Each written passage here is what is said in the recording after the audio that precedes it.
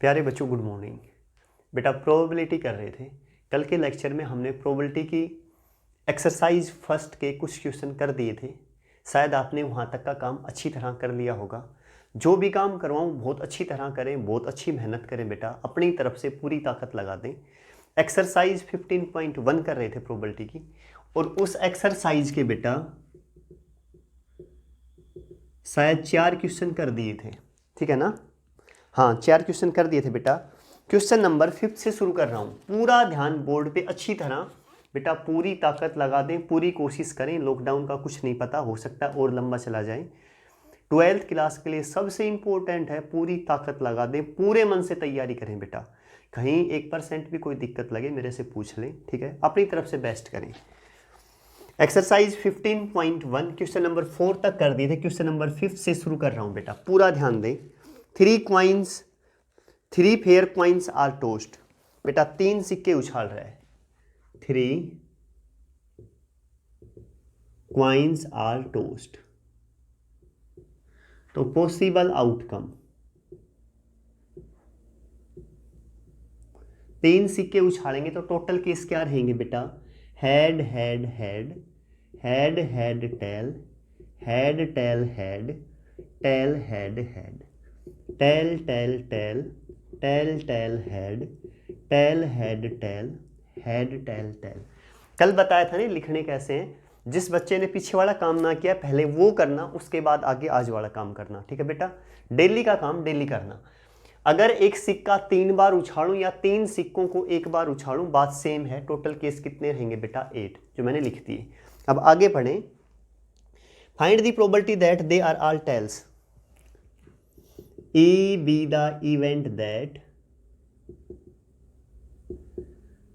They are all tails. सारे के सारे टेल हों बेटा, सारे के सारे टेल तो बस एक में है, एक केस में ये ले लें, टेल टेल टेल। तो इसकी प्रोबेबिलिटी क्या होगी? PE। ई मानना है ना इसे? हाँ, ये एक केस है। प्रोबेबिलिटी का फॉर्मूला क्या बताया था बेटा? Number of favourable cases upon number of exhaustive cases या पॉसिबल केसेज। फेवर में कितने हैं इसने कहा है, E be the event that they are all tail. सारे के सारे टेल हों बेटा। ये टोटल केस थे 8। इन 8 केस में से एक केस ऐसा है जिसमें सारे के सारे टेल हैं। तो फेवर में कितने हुए? 1। टोटल केस कितने थे बेटा? 8। तो 1/8। पक्का समझ गए ना? आगे पढ़ें। If at least one of the coin show a tail, F be the event that at least 1 tail. बेटा कम से कम एक टेल हो। कल बताया था ना, एटलीस्ट का मतलब है कम से कम एक टेल। हो सकता है 2 हो और अच्छी बात है, 3 हो और अच्छी बात है, कम से कम एक तो हो। एटलीस्ट का मतलब कम से कम एक टेल हो। 2 भी चलेंगी, 3 भी चलेंगी, एक से कम ना हो। समझ गए ना? यहाँ तो एक भी नहीं है, एक भी टेल नहीं है ना, तो छोड़ दो। इसमें एक टेल है, ले लो बेटा। इसमें एक टेल है, ये भी ले लो। इसमें एक टेल है, ये भी ले लो। इसमें तो 3 टेल हैं और अच्छी बात है, जरूरत एक की थी, एक से ज़्यादा और अच्छी बात है। Tail tail head, tail head tail, head tail tail. तो PF कितना आया? 1 2 3 4 5 6 7, 7/8, 7/8। पक्का क्लियर बेटा? PE intersection F। E और F में कॉमन क्या क्या है? देखो बेटा, यहाँ ये कॉमन है ना, टेल टेल टेल। यहाँ भी ये एक ही कॉमन है। तो एक कॉमन है ना, तो नंबर ऑफ फेवरेबल केस 1 और टोटल केस कितने हैं? 8। समझ गए बेटा? E क्या निकाला है? ऑल टेल, सारी की सारी टेल एक केस में है, इसलिए प्रोबेबिलिटी 1/8। अगले में कहा है एटलीस्ट 1 टेल, कम से कम एक टेल हो। 2 भी चलेंगी, 3 भी चलेंगी। एक ये केस छोड़ दिया जिसमें एक भी टेल नहीं थी, बाकी 7 ले लिए। तो प्रोबेबिलिटी बेटा 7 बटे टोटल केस कितने हैं? 8। ये एक केस है जो दोनों में कॉमन है। तो PE इंटरसेक्शन F बेटा 1/8। शायद अच्छी तरह समझ गए होंगे। क्वेश्चन में प्रोबेबिलिटी किसकी पूछ रखी है? They are all tails. देखो क्वेश्चन फिर पढ़ रहा हूं। 3 fair coins are tossed, find the probability that they are all tails. किसकी प्रोबेबिलिटी पूछी है? ऑल टेल्स वाले की बेटा, ये E की। तो जिसकी प्रोबेबिलिटी पूछे ना, कल भी बताया था, उसे ऊपर पहले लेंगे उसे, PE/F। फॉर्मूला क्या है, इन दोनों के बीच इंटरसेक्शन अपॉन नीचे वाला बेटा PF। Clear. PE intersection F की वैल्यू क्या है बेटा, ये है मेरे पास E इंटरसेक्शन F 1/8 और PF की वैल्यू क्या है बेटा 7/8। 8 से 8 कैंसिल तो 1/7 आंसर। पक्का समझ गए ना अच्छी तरह, आसान है बेटा, कुछ भी नहीं है। नेक्स्ट पे पहुंच जाए।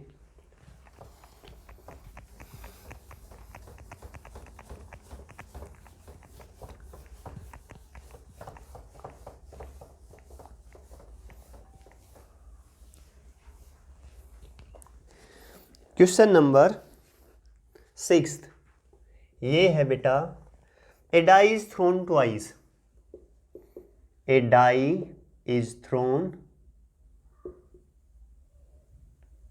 ट्वाइस, एक डाई को 2 बार उछाला तो पॉसिबल केस क्या रहेंगे बेटा, एक बार लिख देता हूं। एक डाई को 2 बार उछालेंगे, टोटल केस बेटा 36। एक डाई को 1 बार उछालते हैं तो टोटल केस 6, 1 2 3 4 5 6। 2 बार उछालेंगे तो 36। वो होंगे क्या, वो नोट कर रहा हूं, देखें 1 1 1 2 1 3 1 4 1 5 और 1 6, 2 1 2 2 2 3 2 4 2 5 2 6, 3 1 3 2 3 3 3 4 3 5 3 6, 4 1 4 2 4 3 4 4 4 5 4 6, 5 1 5 2 5 3 5 4 5 5 5 6, 6 1 6 2 6 3 6 4 6 5 6 6। टोटल केस 36 हो गए ना। देखो इसका मतलब क्या है, 1 1 का मतलब है पहली डाई पे भी 1 दूसरी पे भी 1। यहाँ अगर 2 3 पूछ ले तो मतलब पहली डाई 2 दूसरी पे 3। समझ गए ना, ठीक है। अब क्वेश्चन सुने बेटा, एक डाई को 2 बार उछाल दिया, ठीक है, टोटल केस कितने रहेंगे 36। पक्का क्लियर। अब आगे देखें बेटा, a die is thrown twice, the sum of the number appearing is observe to be 6। कह रहा है सम ऑफ द नंबर, जो 2 नंबर है ना उनका जोड़ 6 होना चाहिए। देखो, E be the event that sum of the 2 numbers is 6, जोड़ 6 हो। देखो एक एक, इसका तो 2 है, इसका 3 है, इसका 4 है, 1 जमा 4 5, 1 जमा 5, इन दोनों का जोड़ 6 है ना, तो एक नंबर तो आया ये। इस लाइन में देखो, जिन 2 नंबरों का जोड़ 6 हो, 2 जमा 4, इनका जोड़ 6 है ना, ठीक है जी। आगे बताओ, इस लाइन में 3 और 3 का जोड़ 6 है, बहुत अच्छी बात। इसमें बताओ 4 और 2 का जोड़ 6 है, इसमें 5 और 1 का जोड़ 6 है। यही केस होंगे, और कोई केस नहीं है ना बेटा, देख लेना अच्छी तरह। तो इसकी PE probability of E, number of favourable, favour में कितने आए, वो नंबर जिनका जोड़ 6 हो, 1 2 3 4 5 5। टोटल केस कितने हैं, पॉसिबल केस 36, तो प्रोबेबिलिटी 5/36। अच्छी तरह क्लियर ना, ठीक है। F be the event that, F क्या दे दिया बेटा, आगे पढ़ रहा हूं question. What is the conditional probability that number 4 has appeared at least 1। कह रहा है कि 4 है ना, वो कम से कम एक बार तो जरूर आए, 2 बार आए तो अच्छी बात है। इस लाइन में कहीं 4 आया हुआ है, ये रहा एक बार, अच्छा जी। इसमें 4 है, ये रहा, इसमें 4 है, हाँ ये रहा बेटा। कह रहा है एटलीस्ट वंस, कम से कम एक थ्रो में तो 4 मिले, यहाँ है। इस लाइन में तो पूरी में ही 4 है, सारे ले ले। इस लाइन में ये 4 है, इसमें ये, तो बोलो कौन कौन से नंबर बताए हैं मैंने। F be the event that 4 appear at least once, कम से कम एक बार तो 4 आए। एक तो ये हो गया 1 4, इसमें बेटा 2 4, इसमें बेटा 3 4, इस पूरी लाइन में 4 है, पूरी लिखो 4 1 4 2 4 3 4 4, इस लाइन में यहाँ है 4 5 4, और इस लाइन में यहाँ है 6 4। पक्का क्लियर ना? जैसा क्वेश्चन कहे वैसा करना है, बस ध्यान से समझना। पी एफ बेटा फेवर में कितने हुए? 1 2 3 4 5 6 7 8 9, 1 4 ले लिया, 2 4 3 4 4 4 5 4 6 4, 1 4 2 4 3 4, अच्छा ये पूरी लाइन ले ली, 4 1 4 2 4 3 4 4, बेटा ये छोड़ दिया ना, 4 5 4 6, ठीक है ना? ये पूरी लाइन लेनी है यहाँ तक, इसमें 4 है। 1 2 3 4 5 6 7 8 9 10 11, टोटल 11, ठीक है ना बेटा? फेवर में कितने केस हैं? 11, टोटल केस कितने हैं? 36, तो 11/36। फिर बता रहा हूं, देखो उसने कहा सम ऑफ द नंबर इज 6, दो नंबर है उनका जोड़ 6 हो। इस लाइन में ये नंबर था जिसका जोड़ 6 था 1 5, यहाँ इनका जोड़ 2 + 4 6 है, बाकी किसी का नहीं है, देख लेना। जिन जिन का जोड़ 6 था वो ले लिए, वो कितने नंबर थे? 5, तो प्रोबेबिलिटी 5/36। एफ में ये कहा है कि 4 है ना, वो कम से कम एक बार तो हो, 2 बार हो तो और अच्छी बात है। यहाँ 4 एक बार था, ये ले लिया, ये ले लिया, ये ले लिया, ये पूरी लाइन ले ली, इसमें सब में 4 हैं, इसमें भी 4 हैं, इसमें भी। टोटल केस कितने हुए? 1 2 3 4 5 6 7 8 9 10 11, 11 यही लिखे मैंने, 11/36। क्लियर बेटा? प्रोबेबिलिटी किसकी पूछी है वो देखें एक बार। A die is thrown twice, the sum of the number appearing observed to be 6. What is the conditional probability that the number 4 appear at least once? Probability पूछी है नंबर 4 वाले की, इसकी F की, जिसकी पूछे वो ऊपर दूसरा नीचे बेटा। फॉर्मूला इन दोनों के बीच intersection, F intersection E upon जो नीचे है PE। इसकी वैल्यू क्या है बेटा? इंटरसेक्शन वाले की नहीं निकाली, देखो PE इंटरसेक्शन F। ई और एफ में कॉमन क्या क्या है?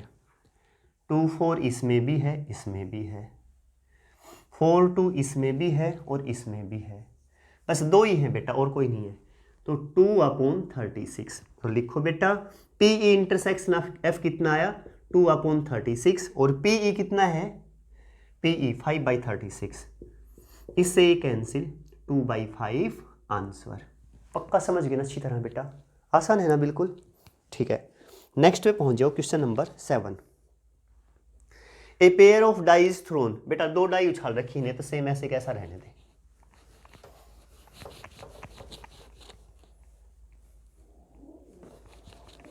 यहां तक था। क्वेश्चन नंबर 7 देखें बेटा। A die is thrown twice, यहां तक तो है, आगे क्या कहा है? ए पेयर ऑफ डाई का मतलब 2 डाई है बेटा, सेम है वो। If the 2 number appearing on them are different, ये कहा है E be the event that number appearing on both are different, दोनों पे जो नंबर हो ना वो अलग अलग हो। ये तो सेम है बेटा, नहीं ले सकता, ये अलग अलग है, ये ले लें, ये भी ले लें, ये भी ले लें, ये ले लें, ये ले लें, ये छोड़ देना। ये एक है जो दोनों नंबर हो ना वो अलग अलग हो, डिफरेंट हो, सेम मत लेना। सेम कितने हैं एक बार बताना? 1 2 3 4 5 6, टोटल नंबर थे 36, उसमें से सेम है 6, तो डिफरेंट कितने बचे बेटा? 30। कितने बचे बेटा? 30। तो पीई निकाल दूं, 30/36। समझ में आया नहीं? ये एक है जो दोनों नंबर हो ना वो डिफरेंट हो, अलग अलग हो। बेटा ये तो दोनों सेम है, तो सेम वाले छोड़ दो। इस पूरी लाइन में बस ये एक सेम है, ये छोड़ दो। इसमें ये सेम है, ये छोड़ दो। इसमें ये छोड़ दो, इसमें ये, इसमें ये, इसमें ये। टोटल 36, 36 में से 6 जो सेम थे ना वो छोड़ दिए, तो बाकी कितने बचे बेटा? 30। तो प्रोबेबिलिटी 30/36। समझ गए ना? ठीक है। एफ पढ़ो बेटा। F be the event that, question number कौन सा था? 7 था ना? हाँ। 2 number appearing on them are different, ये कर दिया। Find the probability that sum of number is 6।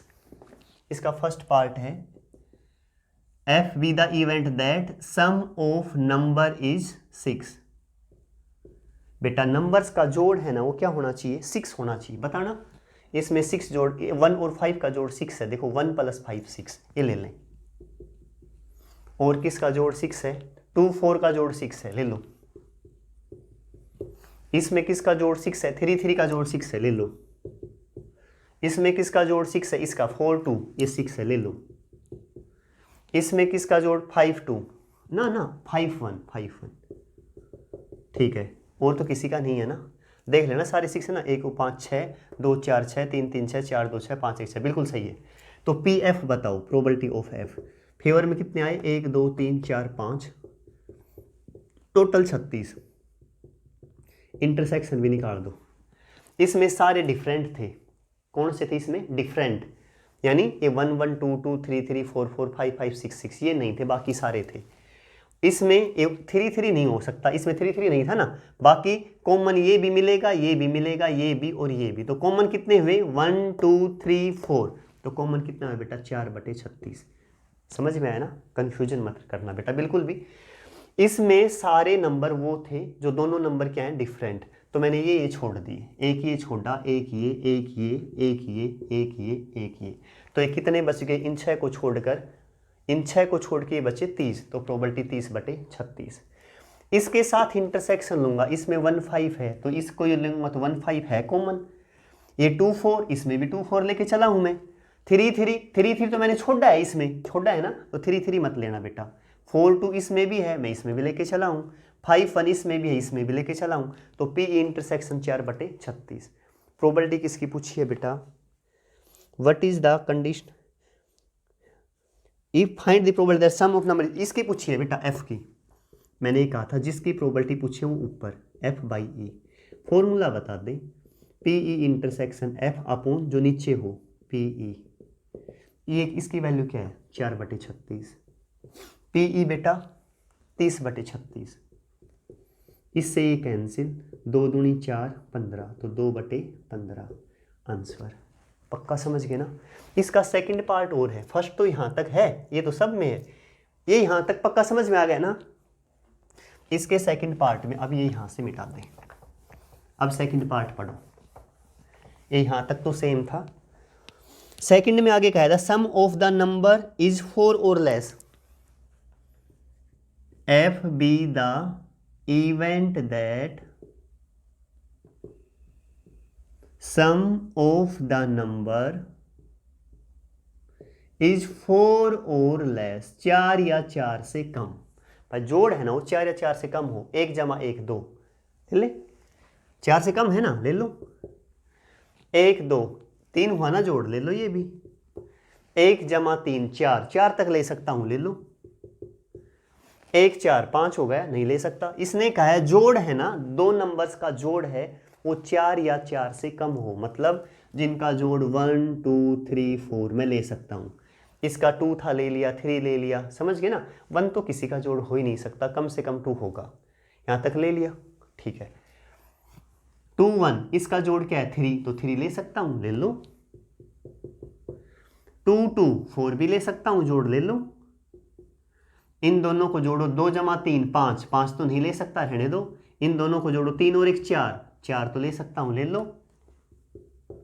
और किसी को नहीं ले सकता बेटा। तो पी एफ फेवरेबल केसेज कितने हुए बेटा, 1 2 3 4 5 6, 6 बटे टोटल केस 36। पक्का समझ गए ना।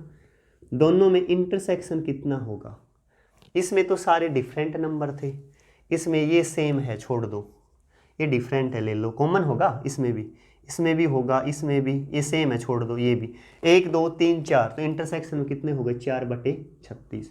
पक्का समझ गए ना अच्छी तरह। कोई डाउट हो तो बता देना।